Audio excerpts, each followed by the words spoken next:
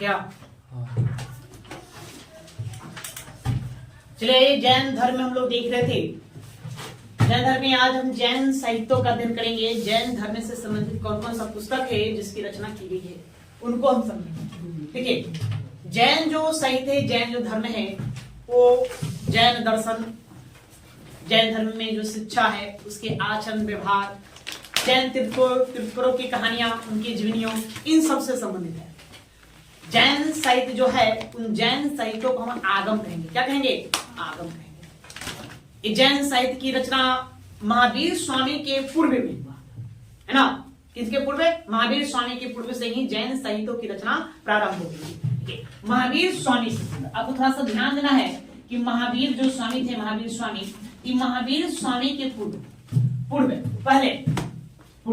और उनके मतलब बाद, महावीर स्वामी के पूर्व जितने भी जैन साहित्यों की रचना की गई उसको पूर्व कहा गया। क्या कहा गया? पूर्व कहा गया। और बाद में जो रचना किया गया उसको हम आगम कहेंगे। क्या कहेंगे? आगम कहेंगे। वर्तमान में जो भी जैन साहित्य या जैन धर्म की जो भी शिक्षाएं हैं वो सब महावीर स्वामी से रिलेटेड है। महावीर स्वामी ने जो विचारधारा दुनिया को दिया, इस भारतवर्ष को दिया, उन्हीं के विचारधाराओं को, उन्हीं के शिक्षाओं को वर्तमान में प्रचलन में लाया जाता है। वर्तमान में उन्हीं का प्रचलन है। लेकिन इनसे पहले भी साहित्यों की रचना की गई। इनके पहले भी जो भी लोग थे उनके साहित्यों की रचना की। मुद्दा महावीर स्वामी से पहले की जो भी घटनाएं थी या उससे पहले जो भी साहित्यों की रचना उसको क्या कहेंगे? पूर्व। ये ध्यान देने वाली बातें प्रश्न पूछा जाता है। नहीं, वर्तमान में महावीर स्वामी के जो भी शिक्षा दीक्षा है, उनके बारे में उनके जो भी विचार है, जिन्होंने उपदेश में अपने बातों को रखा, उसको क्या कहा गया? आगम कहा गया। आगम। ये प्रश्न आपसे पूछा जाएगा कि आगम किस धर्म से संबंधित साहित्य है? तो कौन सा धर्म? जैन धर्म से संबंधित साहित्य है। तो हमें इन्हीं का अध्ययन करना है। हमको जानना है कि कौन कौन जैन साहित्य में शामिल है, कौन कौन जैन आगम में शामिल है, या कौन कौन सा ऐसा पुस्तक है, ग्रंथ है जो जैन धर्म से संबंधित है और उसके लेखक कौन है, रचना कौन है। कुछ पुस्तक ऐसे हैं जिसके हम विशेषताओं के बारे में जानेंगे, उसमें किस बात का उल्लेख किया गया है। ये भी बातें आपसे क्या करता है? पूछता है। तो वन बाय वन करके सबको हम नोट्स करते चलेंगे, वहीं पर समझते भी चलेंगे। तो आप लोग हेडिंग दीजिए जैन साहित्य और लिखिए। चालू गया वन लाइनर सब लिखेंगे, एक लाइन बनाकर लिखिए। देखिए, जैन साहित्य जैन साहित्य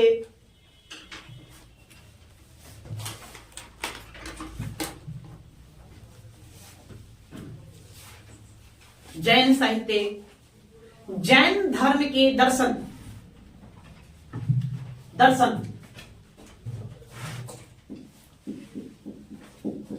शिक्षा, जैन धर्म के दर्शन, शिक्षा, उपदेश, जीवनी, जैन धर्म के दर्शन, शिक्षा, उपदेश, अब लिख सामने कहेंगे जीवनी, कथाओं आदि पर आधारित है। कथाओं आदि पर आधारित है।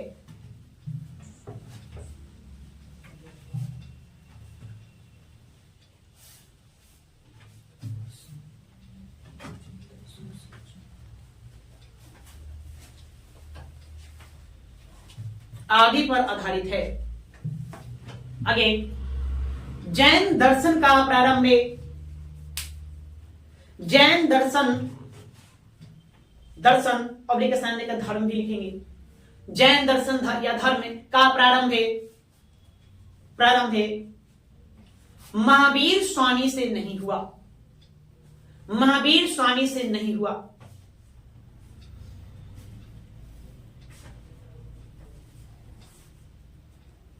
महावीर स्वामी से नहीं हुआ। महावीर स्वामी से नहीं हुआ कहने मतलब उनके पूर्व। अब से पहले देखिए पार्श्वनाथ भी जैन धर्म का शिक्षा दीक्षा देके गए। उससे पहले और भी अन्य तीर्थकर हुए, कुछ बातें बता कर गए। नहीं, इस लोग को ध्यान देने योग्य बात है कि महावीर स्वामी से नहीं हुआ, उनके पूर्व ही हो चुका था। लेकिन उसी में जोड़िए, लेकिन वर्तमान में प्रचलित जैन धर्म में, लेकिन वर्तमान में प्रचलित जैन धर्म में एवं दर्शन लेकिन वर्तमान में प्रचलित जैन धर्म एवं दर्शन महावीर स्वामी के शिक्षाओं पर आधारित है। महावीर स्वामी के शिक्षाओं पर आधारित है।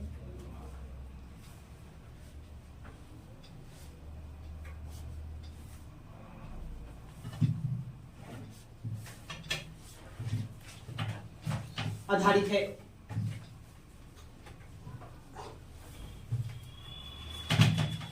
आगे इंद्रभूति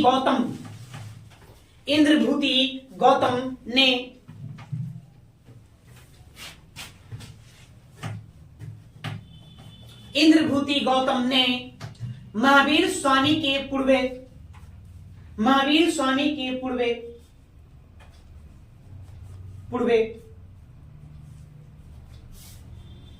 इंद्रभूति गौतम ने महावीर स्वामी के पूर्वे के तीर्थकरों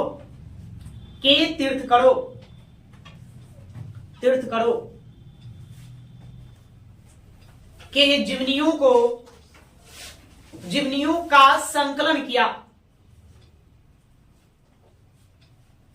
जीवनियों का संकलन किया।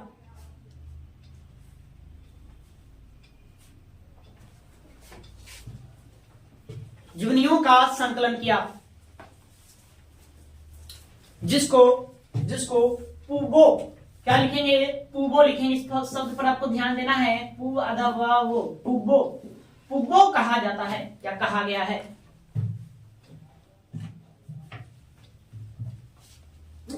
पूबो कहा गया है।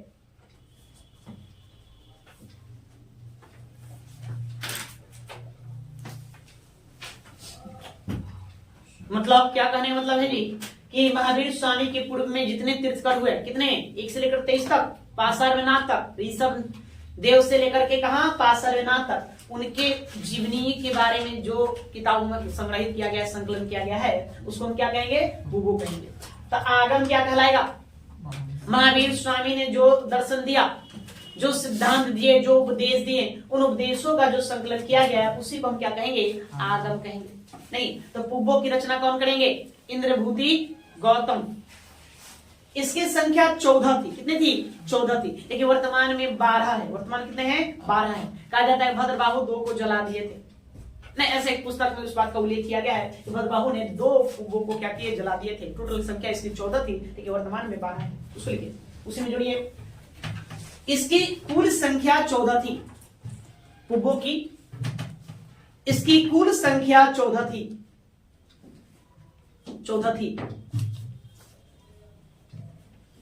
लेकिन वर्तमान में 12 है।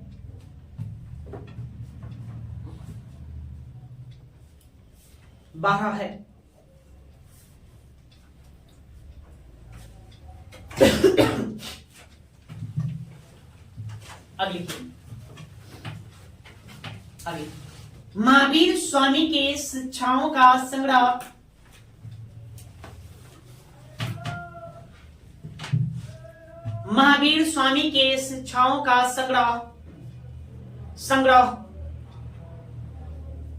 आगम कहलाता है। महावीर स्वामी के शिक्षाओं का संग्रह आगम कहलाता है। आगम कहलाता है।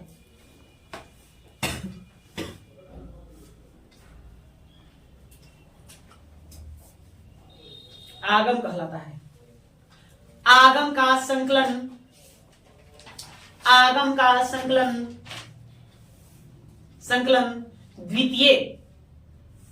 द्वितीय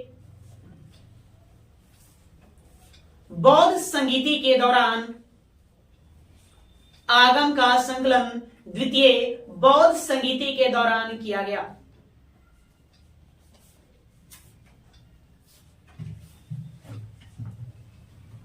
किया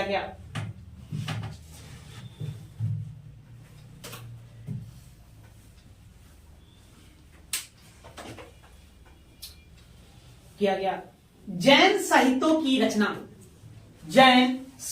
की रचना रचना अर्धमागधी, अर्धमागधी या मागधी, मागधी भाषा में की गई। इसका लैंग्वेज है, किस भाषा में लिखा गया? तो अर्धमागधी भाषा या मागधी भाषा में की गई।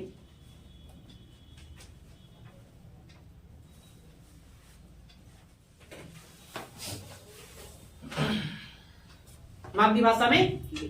तस्मत क्या है?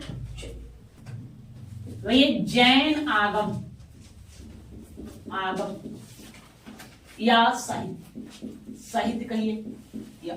इसमें कौन कौन शामिल है इसको आपको जानना है। तो देखिए इसमें कौन कौन आता है। इसमें आता है 12 अंग। अंग, ये अंग क्या है जी? कि पुस्तक का नाम है, इसकी संख्या कितनी है? 12 है, इसलिए इसको 12 अंग कहेंगे। 12 उपांग, 12 उपांग इसी में आता है। 10 प्रकीर्ण, प्रकीर्ण इसी में आज शामिल होंगे। 6 छेदी सूत्र, छेदी सूत्र। 4 मूल सूत्र, मूल सूत्र। 1 नंदी सूत्र, नंदी सूत्र, सूत्र। नहीं, काउंट करिए टोटल कितने हो गए? 1 अनुयोग द्वार, अनुयोग द्वार, द्वार। नहीं तो टोटल इसकी संख्या होगी कुल, कुल संख्या कितनी हो जाएगी? 46 होना चाहिए। 46 कितनी संख्या है? 46। तो जैन साहित्य या आगमों की संख्या यदि पूछे तो आपको कितना बताना है? 46 बताना है। इसकी टोटल संख्या 46 है, 46। उसमें से 12 अंग है, 12 उपांग है, 10 प्रकीर्ण है, 6 छेदित सूत्र है, 4 मूल सूत्र, 1 नंदी सूत्र और 1 अनुयोग द्वार है। सब पुस्तकों ग्रंथों का नाम है। ये जो है अंग 12 अंग, इसकी जो रचना है, इसका संकलन, इसका संकलन, संकलन प्रथम जैन संगीति, प्रथम जैन संगीति के दौरान हुआ था। संगीति के दौरान हम बताए थे आपको, पढ़े थे वो प्रथम जैन संगीति के समय हुआ। क्या स्थूलभद्र ने क्या किया था? 12 अंगों की रचना की, 12 अंगों की रचना की थी, है ना। जो पुब्बो का स्थान लेने वाला था, लेकिन वो भद्रबाहु ने इसको क्या किया था? मान्यता प्रदान नहीं किया। इसका संकलन प्रथम जैन संगीति के समय हुआ। बाकी जो बच गया शेष, ये सब बच गया, बाकी जो शेष बच गए 12 उपांग, 10 प्रकीर्ण, 6 छेदी सूत्र, 4 मूल सूत्र, 1 नंदी सूत्र, 1 अनुयोग द्वार। नहीं, इनकी रचना या इनका संकलन द्वितीय बौद्ध संगीति, द्वितीय बौद्ध नहीं सॉरी जैन संगीति के दौरान हुआ। संगीति के दौरान हुआ। ठीक है, ये बातें आपको ध्यान में रखना होगा। सबसे पहली बात एक प्रश्न कई बार पूछा गया है कि निम्नलिखित में से कौन जैन साहित्य नहीं है? तो जैन साहित्य में कौन शामिल होगा? बस इसी को जैन साहित्य में शामिल किया गया। बाकी अन्य और किताबें हैं जो जैन धर्म से संबंधित है, लेकिन जैन साहित्य में उसको शामिल नहीं करें। जैन साहित्य में ये सब शामिल है। 12 अंग, 12 उपांग, 10 प्रकीर्ण, 6 छेदित सूत्र, 4 मूल सूत्र, 1 नंदी सूत्र, 1 अनुयोग द्वार। बस समझना है, क्लियर है? या और इसका कुछ संख्या भी याद रखना। संख्या, अंग की संख्या कितनी? 12 है। उपांग कितना है? तो 12 है। प्रत्येक अंगों के लिए एक एक उपांगों की रचना की गई है, तो 12 है। प्रकीर्ण की संख्या 10 है। छेदित सूत्र कितने हैं? 6 हैं। मूल सूत्र 4 है। नंदी सूत्र की संख्या 1 है। अनुयोग द्वार की संख्या 1 है। ये सब जैन साहित्य में। इसको उतारिए।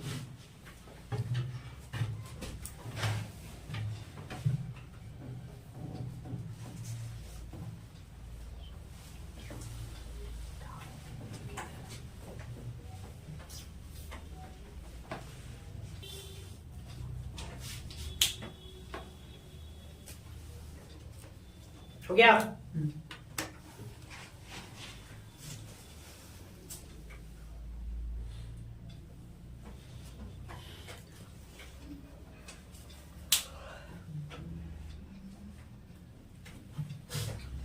चलिए आइए एक और दो पंक्ति इन सब में से लिखेंगे।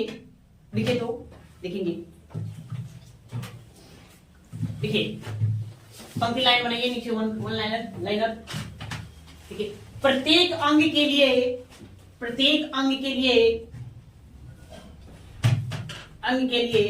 एक एक उपांग की रचना की गई। प्रत्येक अंग के लिए एक एक उपांग की रचना की गई।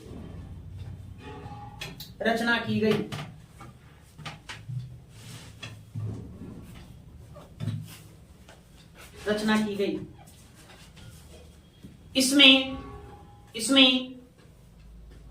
संसार का वर्णन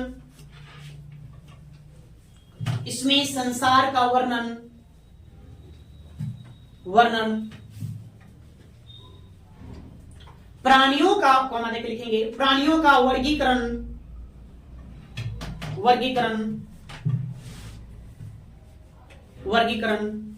कॉमा काल विभाजन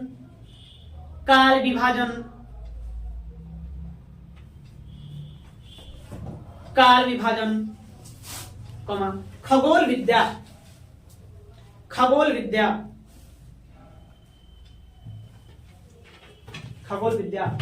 मरणोपरांत जीवन आदि का वर्णन है।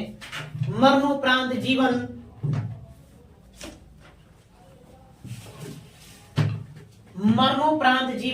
आदि का वर्णन है।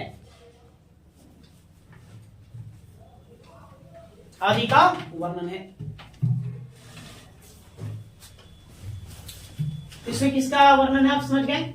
नहीं, प्राकृत। इसमें जैन विधियों का उल्लेख किया गया है प्राकृत में। आगे लिखेंगे अगला, प्राकृत में जैन धर्म से संबंधित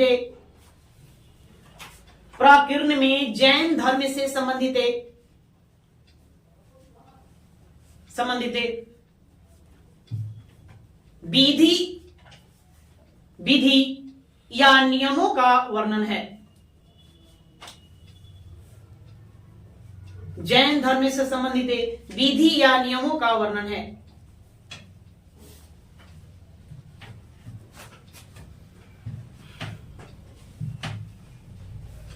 ठीक है, तो जैन धर्म से संबंधित क्या क्या विधि होगा, नियम होगा, उसका उल्लेख कहां मिलेगा?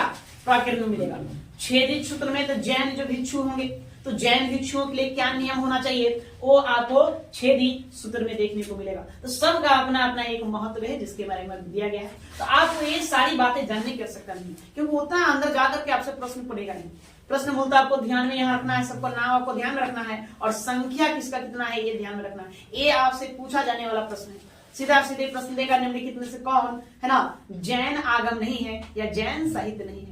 या दूसरा आपसे संख्या पूछ लेगा कि किसकी संख्या कितनी है, बस हम क्या है या तो देखो देखिए तो छेदी सूत्र में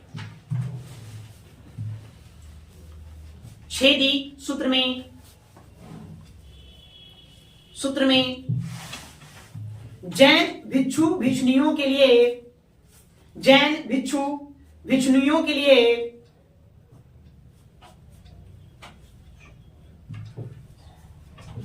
भिक्षुणियों के लिए नियमों का उल्लेख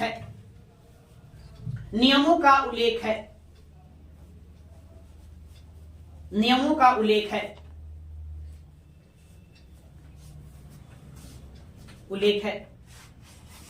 बस समझ गए जी। तो जैन भिक्षु भिक्षुओं के लिए नियमों का उल्लेख कहां मिलेगा? तो छेदित सूत्र में मिलेगा। इसमें कितना है किताब? तो 6 है। तो समय अलग अलग बात बताए। उसी में एक आपको मिलेगा अचरांग सूत्र।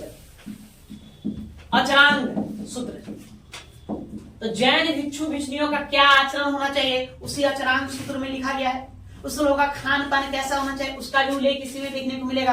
रहन सहन, तो रहन सहन का उल्लेख भी मिलेगा। सब हर बातें को प्रत्येक बातों को बारीकी से लिखा गया किसमें? छेदित सूत्र में। तो एक आपको इसको लिखना है क्योंकि यह पूछा गया हुआ प्रश्न है कि जैन भिक्षु भिक्षुणियों के आचरण का उल्लेख कहां मिलता है? तो क्या मिलता है? अचरांग सूत्र में देखने को मिलता है। लिखे कोई लिखेंगे अचरांग सूत्र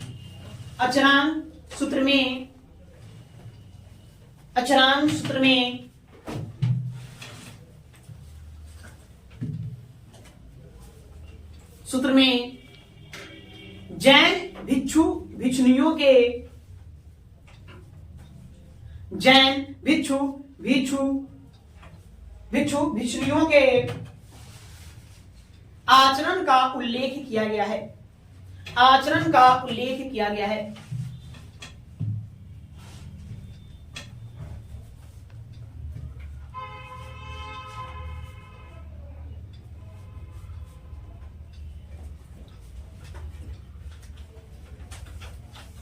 ठीक है, क्लियर है ये बात? ये मूल सूत्र है। मूल सूत्र यदि पढ़ेंगे तो इसकी संख्या 4 है। इसमें जैन भिक्षु भिक्षुनियों के लिए क्या कर्तव्य होना चाहिए, उन कर्तव्यों का उल्लेख कहां किया गया है, तो मूल सूत्रों में किया गया है। एक पंक्ति इसमें भी डालो, लिखो। ठीक है, मूल सूत्र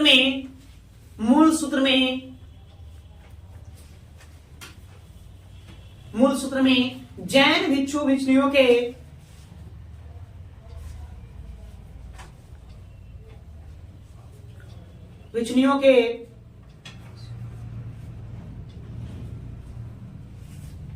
कर्तव्य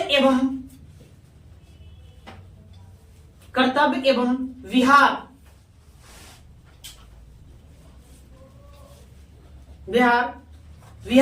का उल्लेख किया गया है।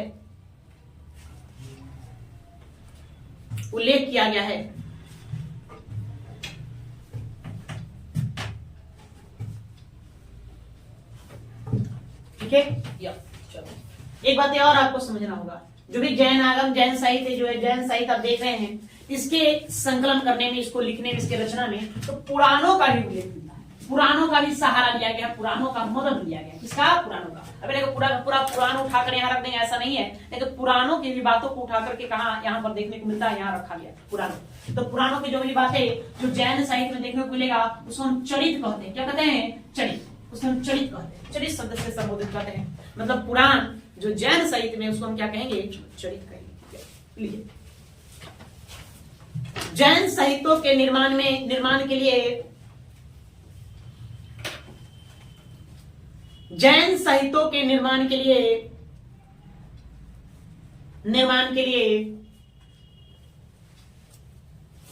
लिए पुराणों का भी सहारा लिया गया है। पुराणों का भी सहारा लिया गया है।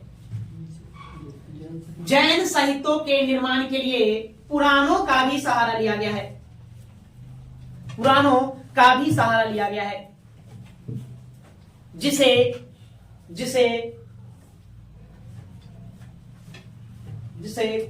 चरित कहा गया या कहा जाता है, जिसे चरित कहा जाता है।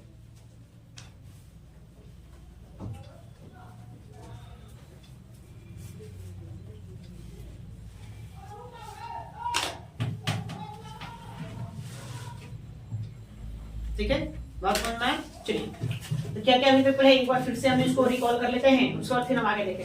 हमने बताया कि महावीर स्वामी के पूर्व जितने भी तीर्थकर हुए उन तीर्थकरों के जीवनियों और उनके द्वारा दिए गए शिक्षाओं का जो संकलन किया गया है वो किनके द्वारा किया गया है? इनके द्वारा इंद्रभूति गौतम के द्वारा किया गया है। गौतम के द्वारा किया गया है। क्या किया गया है जी? तो महावीर स्वामी के पूर्व जितने भी तीर्थकर हुए हैं उन तीर्थकरों के जीवनियों और उनके विचारधाराओं को, उनके शिक्षाओं को इंद्रभूति गौतम के द्वारा संकलन किया गया है। उसको क्या कहा गया? उसको पुब्बो कहा गया। पुब्बो की संख्या, कुल संख्या 14 थी, लेकिन वर्तमान में कितनी है? कितना? 12 है, 2 कम है। अब महावीर स्वामी जो है, तो महावीर स्वामी के जो भी शिक्षा है, जो भी विचार रहा, जो भी उनके सिद्धांत रहा, उनके सिद्धांतों का संकलन जिन साहित्यों में किया गया है उसी को क्या कहते हैं? आगम कहते हैं। उसको क्या कहते हैं? आगम कहते हैं। या आगम में महावीर स्वामी के शिक्षाओं का उल्लेख है, वर्णन है, उनके जीवनी का वर्णन है। या आगमों की संख्या, यही आपसे पूछा जाएगा कि आगमों की कुल संख्या कितनी है? जैन साहित्य में आगमों की कुल संख्या या साहित्यों कुल संख्या कितनी है? कितने हैं? 46। तो 46 में से अंग 12, उपांग भी 12, प्रकीर्ण 10, छेदी सूत्र कितने? 6, मूल सूत्र 4, नंदी सूत्र 1, अनुयोग द्वार कितने हैं? 1 है। टोटल ये संख्या है। तो आपको यही याद रखना है कि टोटल में कौन कितना है, इसको आपको ध्यान में रखना है।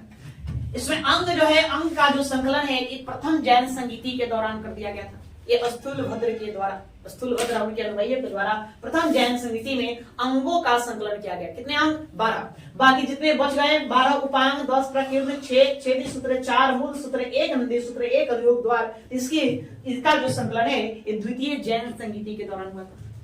नहीं, द्वितीय जैन संहिता। द्वितीय जैन संहिता के बारे में बताए थे, द्वितीय जैन संहिता चर्चा किए थे उसका? नहीं, उसमें बताया थे कि थोड़ा सा और बताएंगे, उसको ज्यादा विशेष उसमें जानना नहीं है। जो सेकंड, जो दूसरा जो जैन संहिता हुआ वो है ना, इसका तारीख कितना है जी? 512 ईस्वी। नहीं, स्थान कहाँ? वल्लभी। वल्लभी, ये वल्लभी पड़ता कहाँ है? गुजरात में। और इसकी अध्यक्षता कौन करेंगे? देवार्धी क्षमा श्रवण, इनके द्वारा अध्यक्षता किया जाएगा। हालांकि इसके पूर्व 2 बार जैन धर्म का सम्मेलन बुलाया गया था। एक बार बुलाया गया स्वामी अस्कंदिल, इनकी अध्यक्षता में। कहां पर? मथुरा में बुलाया गया। और उसके बाद फिर बुलाया गया किनके? नागार्जुन सूरी, इनकी अध्यक्षता में बुलाया गया था। कहाँ? वल्लभी में ही बुलाया गया था। वल्लभी में। ये दोनों अलग अलग स्थानों पर अलग अलग समय में आयोजित जैन सम्मेलन था। इसमें क्या किया गया? रचना संकलन किया गया। किसका संकलन किया गया? इन्हीं जैन साहित्यों को जो आप देख रहे हैं, उपांग, प्रकीर्णन, छेदी सूत्र, मूल सूत्र, नंदी सूत्र, अनुयोग द्वार, इन्हीं का संकलन यहाँ किया गया। लेकिन ये अलग अलग स्थानों पर अलग अलग समय अवधि में होने के कारण इसमें क्या आ गया? विभिन्नता आ गया। भिन्नता है ना, भिन्नता देखने को मिलता है। भिन्नता देखने के नाते मतभेद का कारण बन गया। इसी मतभेद को दूर करने के लिए क्या किया गया? फिर से अगेन है ना जैन संहिता का आयोजन किया गया। कब? तो 512 ईस्वी में। कहा? वही वल्लभी स्थान पर। जिस अगली बार इसकी अध्यक्षता कौन करेंगे? देवार्धी क्षमा श्रवण करेंगे। ये द्वितीय जैन संहिता कहलाता है। इसी द्वितीय जैन संहिता में इन सबकी हम क्या कर देंगे? रचना करेंगे। तो क्लियर? इतना बात आपको ध्यान में रखना है। इसके अलावा जैन साहित्यों की रचना में, निर्माण में हमने किसका सहारा लिया? पुराणों का सहारा लिया गया। उन्हीं पुराणों को क्या कहा गया? चरित कहा गया। बस चलिए, इसके अलावा और भी जैन साहित्य जिसको आपको ध्यान में रखना है, जहां से प्रश्न आपको बनता है।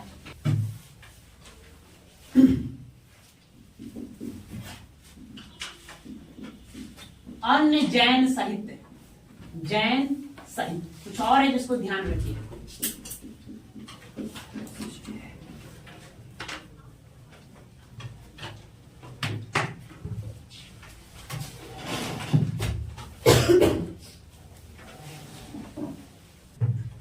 उसके बाद देखिए, अन्य जो जैन साहित्य है उसमें आपको इन पुस्तकों को ध्यान में रखना होगा।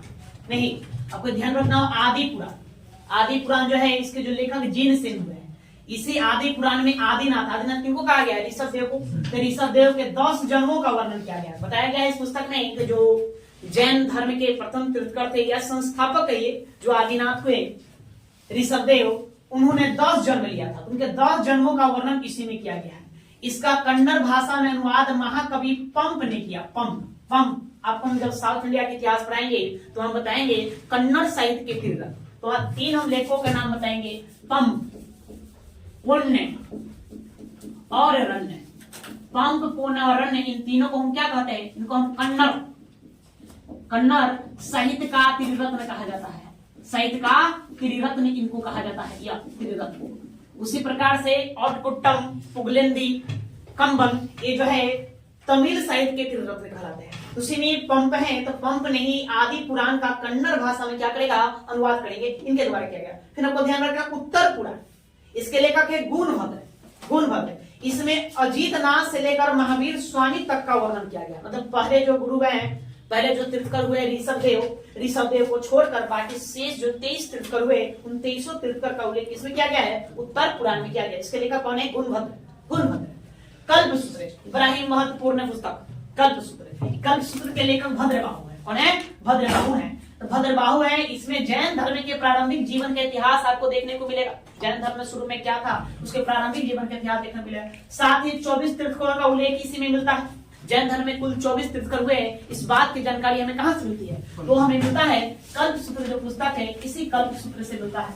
उसके बाद आपको ध्यान रखना भद्रबाहु की जीवनी के बारे में उल्लेख किया गया है भद्रबाहु चरित्र में। इस भद्रबाहु चरित्र जो पुस्तक है, इसके लेखक है रत्न नंदी।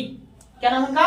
रत्न नंदी हुआ। इसमें भद्रबाहु के साथ चंद्रगुप्त मौर्य का दक्षिण में जाने का उल्लेख है।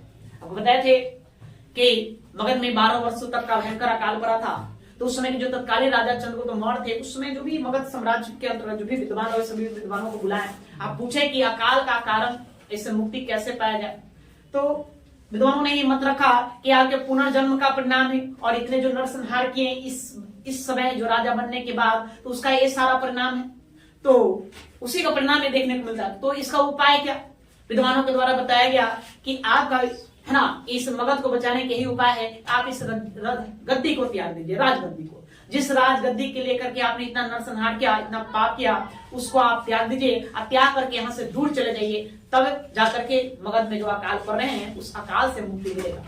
तो चंद्रगुप्त मौर्य ने यही किया। उन्होंने भद्रबाहु के साथ कहां चले गए, श्रवणबेलगोला चले गए, अपना राजपाट अपने पुत्र बिंदुसार को सौंप दिए। इसी बात का उल्लेख भद्रबाहु चरित्र में किया गया है। किसके द्वारा, रत्न नंदी के द्वारा। इसको ध्यान रखना है। एक कुछ ग्रंथ है जिसको आपको ध्यान रखना है, कुबलय माला। इसके लेखक उदोतन सूरी हैं। कुबलय माला के लेखक कौन, उदोतन सूरी, इनको ध्यान रखना है। हरिवंश पुराण, इसके लेखक जिनसेन। कथा कोश प्रकरण, इसमें जिनसेन सूरी, इनको ध्यान रखना है। एक है प्रबंधन चिंतामणि, ये बड़ा इंपॉर्टेंट पुस्तक है, ये भी कई बार एग्जामों में पूछा गया है। प्रबंधन चिंतामणि, इसके लेखक पूछता है, लेखक है मेरू तुंग। इसमें दास व्यापार का उल्लेख किया गया है। दास व्यापार, कि दासों का व्यापार होता था, इसका उल्लेख इसी में किया गया है। यहाँ से लेखकों का नाम ध्यान रखना है।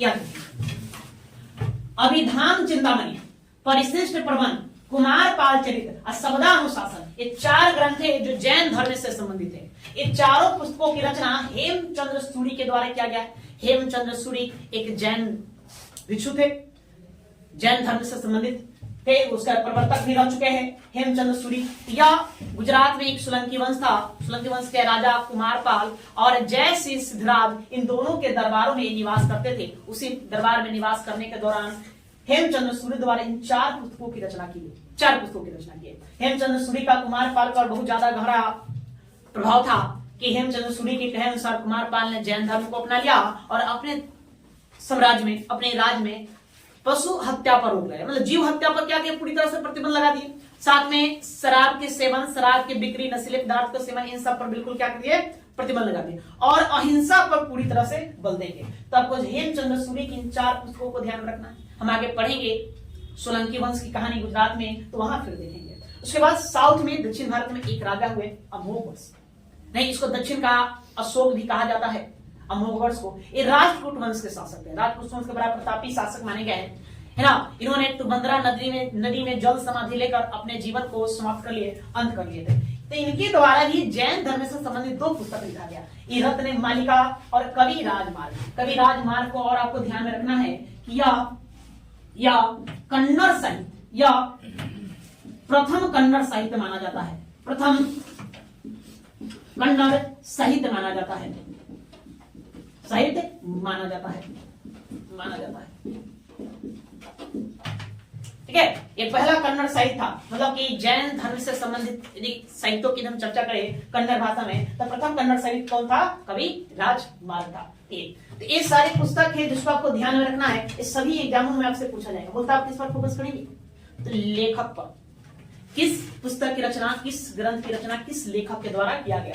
आदि पुराण जिनसेन के द्वारा, उत्तर पुराण गुणभद्र रचना करेंगे। कल्पसूत्र की रचनाकार भद्रबाहु है, लेखक भद्रबाहु है। भद्रबाहु चरित्र पूछे तो रत्न नंदी। उसी प्रकार से कुबलय माला उदोतन सूरी, हरिवंश पुराण जिनसेन, कथा कोश प्रकरण जिनसेन सूरी, प्रबंधन चिंतामणि। देखिए एक प्रबंधन चिंतामणि है, एक क्या है, अभिधान चिंतामणि है। तो प्रबंधन चिंतामणि के लेखक मेरुतुंग है। इसी में दास व्यापार का उल्लेख किया गया है।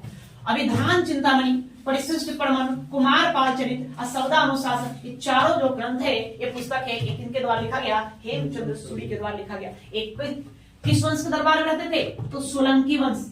सोलंकी, गुजरात के सोलंकी वंश जो थे, सोलंकी वंश, ये कहां वाला सोलंकी वंश, तो गुजरात के सोलंकी वंश के दरबार बनते हैं। सोलंकी वंश आपका 3 हो जाएंगे। एक वतापी में सोलंकी वंश था, एक वेंगी में था, एक गुजरात में था सोलंकी।